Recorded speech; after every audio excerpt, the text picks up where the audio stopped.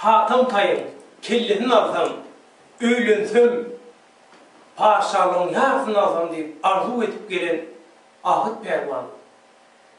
3 gece ünlü mıyhman olandan son, özüne edilen hezzet görmekten hoşal olup, 4-cü gün dam sefer bilen Hatam tayın karşısına çıkıp, eline dutar alıp, Perlinin aydanlığını beyan edip, 5 kelime söz aydar oldu. Gör vak nemeliydi.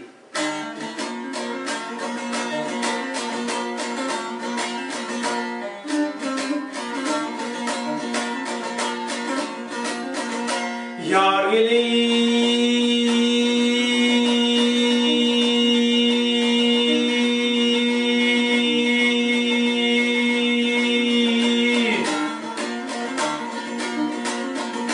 Uluktan gelmişem kıyın pişe üçün, bu işimden el götürdüm men hatam.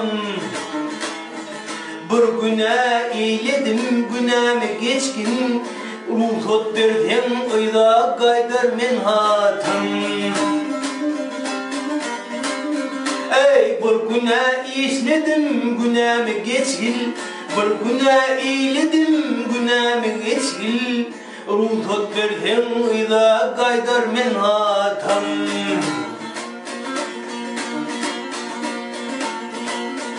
Geliptim men senin kellen alsam deyip, geliptim men senin kellen alsam deyip, kellen eltip şaha giyev bolsam deyip, bu işleri bir cayna salsam deyip, bu işimden el götürdüm men hatam.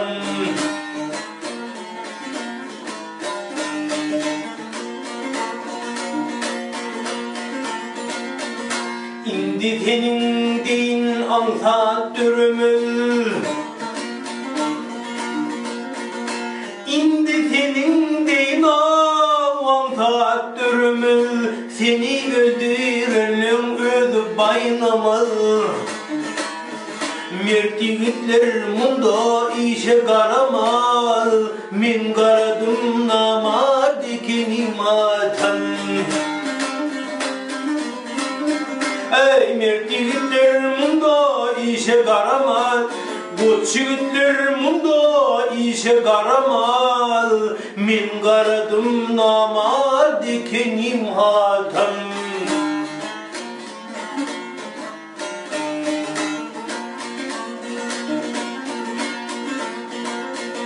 Ahıt Pervan aydır kabah dişler, Ahıt Pervan aydır kabah dişler, yolundaki kurban bulsun bu başlar. Ruhsat bersen ıyda dolansın başlar, derin özümle gideyim hatam. Ey ruhsat berey ıyda dolansın başlar,